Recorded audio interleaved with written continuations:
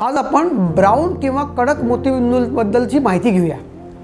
तर जनरली कसं असतं, प्रत्येक मानवी डोळ्यामध्ये नैसर्गिक लेन्स असतो, तो क्लिअर असतो आणि तो जेव्हा मोतीबिंदू होऊन जातो तेव्हा पांढरा किंवा ब्राऊन होतो। जेव्हा ते ब्राऊन होतात तर ते जे ब्राऊन रंगाचे मोतीबिंदू असतात ते फार कडक असतात। त्यांना डोळ्याच्या आतमध्ये अल्ट्रासोनिक मशीनने किंवा लेझर मशीनने त्याचे तुकडे करणे किंवा लेझर त्याला विरघळवण्यासाठी फार एनर्जी लागते। तर अशामुळे अशा लोकांना साधारणतः रिकव्हरी व्हायला 5 ते 6 दिवस लागतात।